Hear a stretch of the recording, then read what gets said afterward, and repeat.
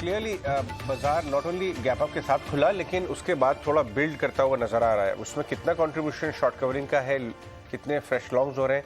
After all 10-12% benchmarks गिरे हैं। Mid cap, quality mid cap, बड़े मिड कैप तो 20 से 30% ऑलरेडी करेक्ट हो गए थे। इनफैक्ट लार्ज कॉर्पोरेट बैंक्स भी 10-12% टॉप से नीचे हैं। सो थोड़ा वैल्यू बाइंग का केस तो बन रहा है और वही हमें आज भी दिखाई दिया। लेकिन ओवरऑल इन्वेस्टिंग फ्रेमवर्क इस समय किस तरह होना चाहिए, एक और स्पेशल वॉइस हमारे साथ जुड़ रही है आज, इनक्रेड एएमसी के CIO and CEO Mrinal Singh. Mrinal, बहुत दिनों बाद आपसे बात हो रही है, बहुत अच्छी बात है। आप ET Now स्वदेश पे हमसे बात कर रहे हैं। Thank you very much for joining us. Mrinal, आप किस तरीके से अभी अपना इन्वेस्टिंग फ्रेमवर्क बना रहे हैं? एक तरफ US फेड ने अपना चेंज ऑफ स्टांस करते हुए नजर आ रहे हैं, बोल रहे हैं कि ओमनिकॉन के बावजूद भी लिक्विडिटी को श्रिंक करने का केस बन रहा है और इन्फ्लेशन ट्रांजिटरी नहीं है। दूसरी तरफ यहाँ बैक होम दिसंबर 8 को हालांकि क्लैरिटी ज़्यादा आएगी, लेकिन देखिए HDFC और बजाज फाइनेंस ने already rate hike 30 basis point बढ़ा दिए। क्या एक डायरेक्शन यहाँ भी ऐसा ही आने वाला है कि ईजी लिक्विडिटी सिनेरियो थोड़ा सा चेंज होगा, उससे भी बाजार को नेविगेट करना पड़ेगा? Thank you. It is always great to come on this channel. आप सही कह रहे हैं अजय। ये मेरे ख्याल से थोड़ा सा टर्बुलेंट मार्केट रहेगा। इसमें बहुत जरूरी है कि निवेशक एक सही तरीके से इन्वेस्ट करें, अच्छे बिजनेसेस की चॉइस करें जिनकी मैनेजमेंट तजुर्बेदार हैं, जिन्होंने ऐसे फेज पास्ट में देखे हैं। देखिए, इंटरेस्ट रेट का साइकिल कोई नई चीज नहीं है। इंटरेस्ट रेट ऊपर नीचे होते रहते हैं। ज्यादा इंपॉर्टेंट चीज ये है कि इकोनॉमिक ग्रोथ, इनकम्स, इन्वेस्टमेंट्स किधर जा रहे हैं इकोनॉमी में। सो अगर हम उस पैमाने पे बात करें अजय, तो काफी अच्छे स्ट्रॉन्ग सिग्नल निकल के आ रहे हैं। इनफैक्ट अगर इकोनॉमी का आप डेटा देखें तो बहुत ही बढ़िया सिचुएशन है। मेरे ख्याल से काफी पैरामीटर्स बॉटम आउट कर गए हैं। इनमें से चीजें खाली ऊपर जा सकती हैं। अगर हम मैन्युफैक्चरिंग एक्सपोर्ट का डेटा देखें, इन जनरल एक्सपोर्ट का डेटा देखें, आई थिंक सर्विसेज भी ऊपर आ गया है। एग्रीकल्चर काफी स्टेबल रहा है। तो मेरे ख्याल से और पॉलिसी सपोर्ट अच्छा है, ग्लोबल डिमांड अच्छी है। दुनिया चाहती है कि China +1 या China +2 सोर्स ऑफ वेंडर रहें या मैन्युफैक्चरिंग रहे या सप्लायर्स रहें। उसमें इंडिया के कई एज हैं किसी किसी सेक्टर्स में। आई थिंक वो बहुत अच्छी स्पेसेस हैं निवेशक को इन्वेस्ट करने के लिए। इंटरेस्ट रेट मेरे ख्याल से बॉटम आउट कर गए हैं या बॉटम के करीब ही हैं। ज्यादा नीचे जाने का उम्मीद नहीं है। लेकिन इन्वेस्टमेंट इन इक्विटी अगर आप देखा जाए तो उसके लिए हमारे पास अभी भी काफी स्पेस एंड स्कोप है और डोमेस्टिक इकोनॉमी का डेटा काफी एनकरेजिंग है। तो मेरे ख्याल से इन्वेस्टिंग के लिए वाइजली एक्सपीरियंस्ड इक्विटी सिलेक्शन एक बहुत अच्छा उम्दा प्लेटफॉर्म रहेगा। कल जो GDP का डेटा भी आया, एक अच्छी चीज़ और सिल्वर लाइनिंग ये है कि जो मेजर इकोनॉमीज़ हैं दुनिया की, उसमें इस समय भारत से बेहतर परफॉर्मेंस किसी का नहीं। इनफैक्ट चाइना का हमने देखा 4.9% के आसपास था GDP and it is slowing down. तो इस लिहाज से अगर देखा जाए तो फिर कितना चिंतित हमें होना चाहिए? ये जो टेपरिंग का इंडिकेशन कल जेरोम पॉवेल ने दिया है and then markets reacted to it, but eventually liquidity दुनिया भर में ग्रोथ को ही चेस करती है। आपका कहना बिल्कुल सही है। मेरे ख्याल से अगर ग्लोबल लिक्विडिटी की बात करें और डोमेस्टिक सेविंग्स की बात करें, ये दो इक्विवेलेंट बड़े पैरामीटर हैं। अगर हम यही डिस्कशन 10-15 साल पहले कर रहे होते तो ग्लोबल लिक्विडिटी एक बहुत बड़ा फैक्टर होता था। आज अगर आप मार्केट का ब्रेड देखेंगे तो domestic savings global FI liquidity के बराबर है और वो ग्रो कर रहा है। तो मेरे ख्याल से अगर हम फंडामेंटल्स की बात करें, विच इज प्रॉफिट ग्रोथ की बात करें, अच्छे बिजनेसेस की चॉइस की बात करें और मैक्रो आउटलुक कैटलिस्ट की बात करें, तो क्लियरली इंडिया बहुत बेटर पोजीशनड है। सो हो सकता है कि टर्बुलेंस में अट्रैक्टिव प्राइसेस आए सिलेक्टिव बिजनेसेस में, तो हम देखेंगे कि दुनिया भर के निवेशक और डोमेस्टिक निवेशक उनपे उस पॉइंट पे इन्वेस्ट करेंगे। सो मेरे ख्याल से बाय ऑन डिप्स मार्केट है। करेक्शन हमेशा हेल्दी होते हैं, आपको एक अट्रैक्टिव प्राइस एंट्री मिल जाती है। तो टर्बुलेंस में एटलीस्ट एक्सपीरियंस इन्वेस्टर जैसे हम लोगों ने 20-20 साल से जो देखा है, turbulence is a great time, बहुत अच्छा समय होता है, बहुत बढ़िया अपॉर्चुनिटी मिलती है। अच्छे बिजनेसेस पिकअप करने की, क्योंकि लॉन्ग टर्म ट्रेजेक्टरी तो इंडियन इकोनॉमी की बहुत अच्छी है, बहुत बढ़िया है। आई थिंक फाउंडेशन बहुत सॉलिड हो गई है और मार्केट को वो फाइनली रिफ्लेक्ट करना ही होगा। अगर आप मुझसे रिस्क पूछें तो रिस्क लार्जली मुझे खाली एक्सटर्नल दिखता है। डोमेस्टिक साइड में, एटलीस्ट इकोनॉमी साइड में तो आई थिंक चीजें इंप्रूव ही होंगी, बेहतर ही होंगी। मृणाल, आपने बहुत ही बढ़िया बात बोली ये कि टर्बुलेंस जो है वो लॉन्ग टर्म इन्वेस्टर का दोस्त है एक्चुअली, क्योंकि टर्बुलेंस में आपको अपॉर्चुनिटी मिलती है अच्छे प्राइसेस पे स्टॉक्स को अपने पोर्टफोलियो में बिल्ड करने के लिए, रादर देन बढ़ते हुए मार्केट में स्टॉक्स को चेज करने के लिए। एक और ख़ास बात जो हमने कल के जीडीपी डिटेल्स में देखी वो ये है कि अगर एब्सोल्यूट टर्म्स में देखें तो जीडीपी ऑन आउटपुट टर्म्स वो एक्चुअली प्री कोविड लेवल पे आ गया, तो 50-60 हज़ार करोड़ के वैल्यू टर्म्स में आ गया। लेकिन यहाँ से जो ग्रोथ होगी वो ज़्यादा, बेस तो वापस आ गया है ऊपर, अब यहाँ से जो ग्रोथ होगी वो रियल ग्रोथ अपीयर करेगी। आप मुझे बताइए, कल हमने इंटरनल्स में देखा कंस्ट्रक्शन में बहुत अच्छी ग्रोथ हुई थी और बहुत सारी चीज़ों में बहुत अच्छे ग्रोथ इंटरनल्स दिखा रहे थे। आपको कौन सा सेक्टर इस समय नज़र आता है, stock market point of view से ही नहीं लेकिन real economy point of view से, जहाँ पे बढ़िया काम हो रहा है और अच्छे ग्रोथ के प्रोस्पेक्ट्स हैं नेक्स्ट 3 to 5 years?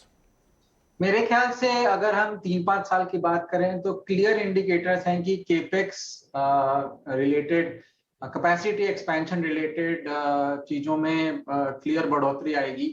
सो भले ही आप कॉर्पोरेट लेंडर्स की बात करें, भले ही आप कैपिटल गुड्स मैन्युफैक्चरर्स इंडस्ट्रियल्स की बात करें, हेल्थ केयर, मेरे ख्याल से health care is a new infra.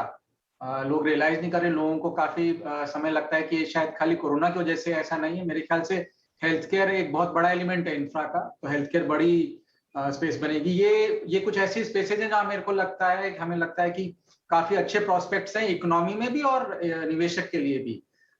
In fact आप अगर डेटा देखेंगे करंटली, भले वो आप जीडीपी का ब्रेकअप देखें तो उसमें क्लियरली, और कैलेंडर ईयर डेटा भी देखें तो मैन्युफैक्चरिंग एक्सपोर्ट इंडिया से अब ग्लोबल पेस को आउटपेस कर रहा है, तो क्लियरली वो दिख रहा है।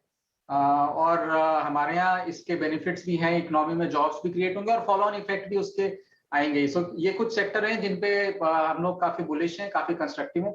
Building materials is also interesting, and mortgage lenders जो हाउसिंग लोन की तरफ अपना रुझान रखते हैं, स्पेसिफिक लेंडर्स, वो भी एक अच्छी स्पेस है, प्रॉमिसिंग स्पेस है।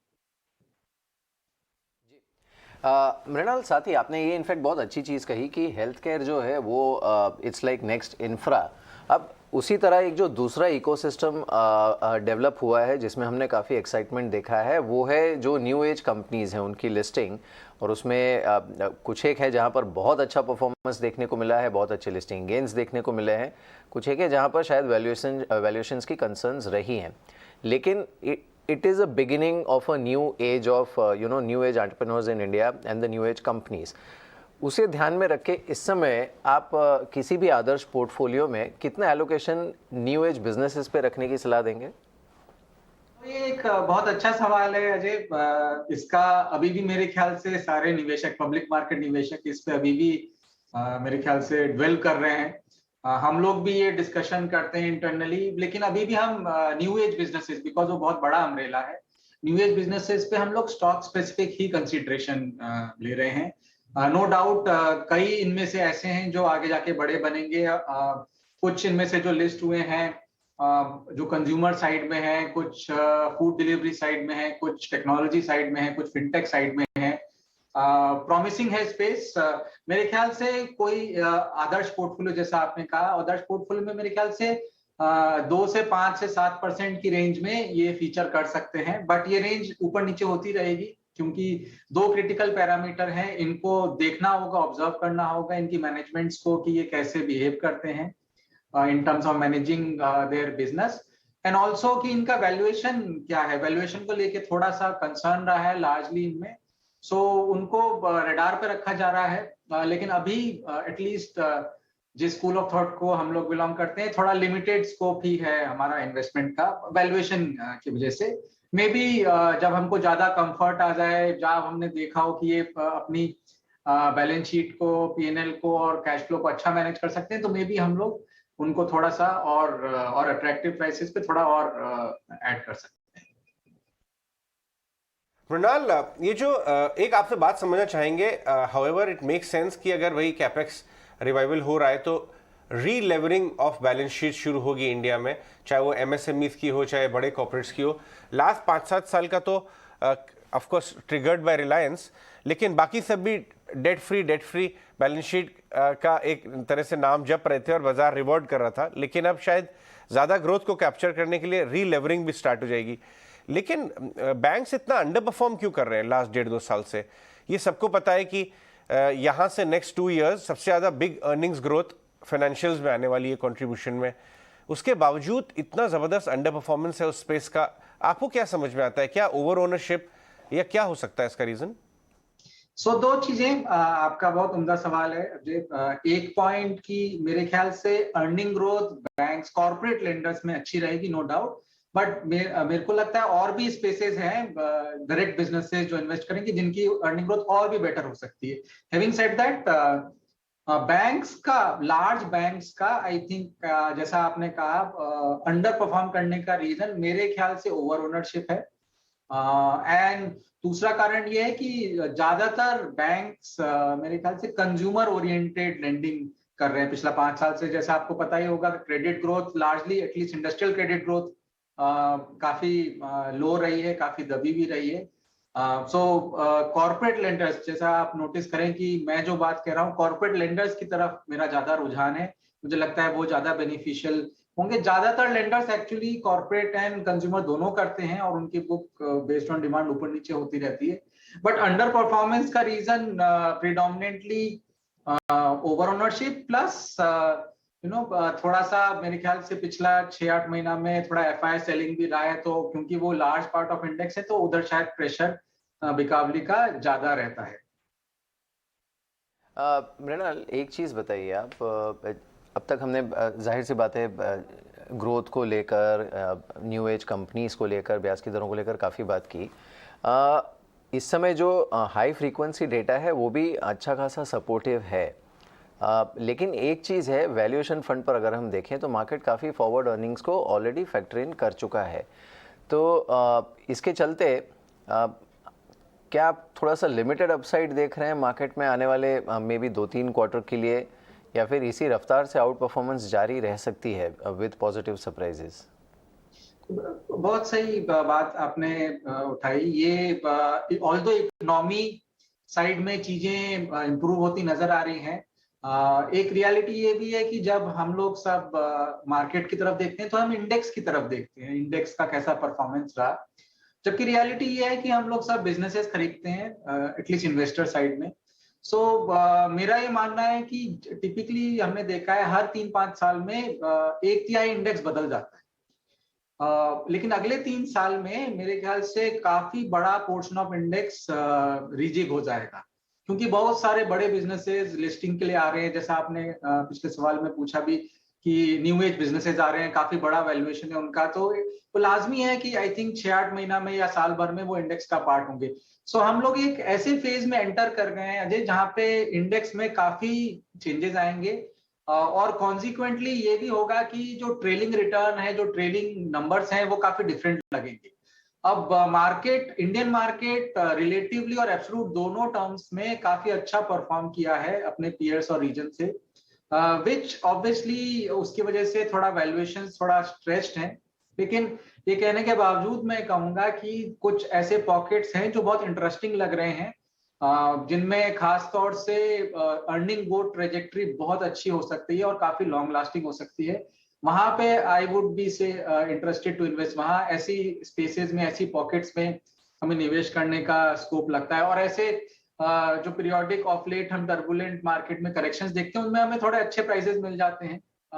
हो सकता है मार्केट वॉलेटाइल बना रहे, और अगर आप नोटिस करें तो ये सारी वॉलेटिलिटी लार्जली एक्सटर्नल रीजन से है, बाहर के रीजन से है, जो एक बहुत अच्छा सिनारियो होता है एक डोमेस्टिक इन्वेस्टर के लिए कि अगर आपका इकोनॉमी का, अर्थव्यवस्था का स्तर इंप्रूव हो रहा है, उसकी indicators, high frequency indicators positive trajectory दे रहे हैं, और किसी एक्सटर्नल रीजन से मार्केट करेक्ट करता है, तो ये एक आइडियल सिनारियो है कि लार्ज एलोकेशन टुवर्ड्स इक्विटी एक डोमेस्टिक निवेशक को करना चाहिए। बिकॉज इक्विटी किसी भी इकोनॉमिक ग्रोथ में पार्टिसिपेट करने का बेस्ट तरीका है, और लॉन्ग टर्म इन्वेस्टर के लिए कंपाउंडिंग इफेक्ट के बाद it's one of the best ways to create wealth, grow moneys and achieve your financial goals. बोलिए। और हम यहाँ 18 और स्वदेश पे ये पॉइंट बहुत ज़्यादा ड्रिल करते हैं अपने व्यूअर्स में कि अगर आपको इंडिया के इकोनॉमिक एक्सपेंशन में पार्टिसिपेट करना है तो इक्विटी के अलावा अपने हिसाब से अपनी पर्सनल बैलेंस शीट को असेस करके, लेकिन इसको छोड़िए मत इस मौके को। मृणाल, अगर ये कैपेक्स तो एक हो गया, तो कैपेक्स रिलेटेड आपके कैपिटल गुड्स हो गए, कॉर्पोरेट फाइनेंसियर्स हो गए, कंस्ट्रक्शन और रियल एस्टेट में भी काफ़ी ज़बरदस्त बूम नज़र आ रही है अगर वॉल्यूम डेटा देखें। इसको कैसे आप पार्टिसिपेट करेंगे? डायरेक्ट प्लेयर्स के साथ, रियल्टी कंपनीज या सीमेंट या डोमेस्टिक स्टील, या किस तरह से, या even NBFCs who are funding this growth? So excellent point आपने रेज किया है अजय। अगर आप देखें आज जहां हम खड़े हैं और जो इकोनॉमिक डेटा का आउटलुक दिख रहा है, उसका मेन कारण ये है कि पिछला 10-20 साल में इंफ्रास्ट्रक्चर में अच्छा खासा इन्वेस्टमेंट किया गया है, प्लस पॉलिसीज को सुलझाया गया है। सो आज अगर हम 5-10 साल पहले के कंपैरिजन में देखें तो किस रेट पे गुड्स मूव कर सकते हैं, हाईवेज का किलोमीटर्स क्या है, रेल की कैपेसिटी ऑफ हॉलेज क्या है, पोर्ट्स के टर्न अराउंड टाइम्स क्या है, उनमें सिग्निफिकेंट डिफरेंस आ गया है। सो हमने अपनी as a nation, as a society, as an economy, हमने अपनी अर्थव्यवस्था के इंफ्रास्ट्रक्चर को डी बॉटलनेक कर दिया है। और उसका इफेक्ट ये है कि नाउ अब डिमांड जैसे जैसे आएगी उसके लिए हमारा रिस्पॉन्स, हमारे एंटरप्रेन्योर्स का, हमारे बिजनेसेस का काफी अच्छा रहेगा। तो उसका इफेक्ट अब हम देखने लगे। अब हम देखेंगे कि क्लस्टर्स ऑफ इंडस्ट्रियल एक्टिविटी बनेंगे। हो सकता है कि एक ऑटो क्लस्टर बने, हो सकता है एक मैन्युफैक्चरिंग क्लस्टर बने, हम ऑलरेडी प्रेस में देख रहे हैं डिफेंस क्लस्टर। सो ऐसे देश में कई सारे क्लस्टर्स बनेंगे जहां पे फिक्स्ड एसेट फॉर्मेशन होगा और उसी का कंस्ट्रक्शन एक्टिविटी के डेटा में रिफ्लेक्शन आएगा। सो सीमेंट, आपका कहना सही, cement steel is a good way. लेकिन सीमेंट कंपनीज, अगर आप सीमेंट का ब्रॉडर स्पेस देखेंगे, सीमेंट लार्जली हाउसिंग से ड्राइव होता है। सो आप अगर इंफ्रा खेलना चाहते हैं तो आप दूसरे तरीकों से भी उसमें पार्टिसिपेट कर सकते हैं, बट ब्रॉडर इकोनॉमी में जब हाउसिंग प्लस इंफ्रा दोनों पिकअप कर रहे हो तो cement steel is also good way, lending is also good way, mortgage financing is also good way. So ये सब स्कोप है, केस बाय केस बेसिस पे देखना होगा एंड अकॉर्डिंगली इन्वेस्ट किया जा सकता है। एक आखिरी सवाल, इस समय कोई ऐसे सेक्टर्स हैं जहां पर आप पूरे कन्विक्शन के साथ ये बोल सकते हैं कि ये फिलहाल अवॉइडेबल है? हालांकि आई अंडरस्टैंड ज़्यादातर जो स्ट्रैटेजी होती है वो स्टॉक स्पेसिफिक होती है, लेकिन ब्रॉडली जहां पर आपको चाहे वैल्यूएशन की हो या फिर कोई फंडामेंटल कंसर्न हो, but a space which is avoidable for you right now. So space की बजाय, जैसे आपने कहा, वैल्यूएशन रिलेटेड कंसर्न्स कुछ स्पेसिफिक सेक्टर्स में रहती हैं, लेकिन मैं ऐसे कहूंगा कि हम लोग सिलेक्टिव हैं अपने चॉइसेस ऑफ इन्वेस्टमेंट में, कंज्यूमर स्पेस में, प्रीडोमिनेंटली वैल्यूएशन की वजह से। अदरवाइज बिजनेसेस बहुत वेल मैनेज्ड एंड अच्छे हैं। सिमिलरली हम लोग सिलेक्टिव हैं अपनी चॉइस ऑफ इन्वेस्टमेंट में आईटी स्पेस में, जहां हमको लगता है कि प्रोस्पेक्ट्स बहुत अच्छे हैं but valuation largely also are good. So उस स्पेस में भी थोड़ा सा हम लोग सिलेक्टिव हैं। सो ये दो सेक्टर खास तौर से सिलेक्ट, एंड और कुछ सेक्टर जहां पे डिस्रप्शन का स्कोप है उधर भी थोड़ा सिलेक्टिव रहने की जरूरत है। चलिए मृणाल, बहुत बहुत शुक्रिया हमारे साथ इस बातचीत में शामिल होने के लिए।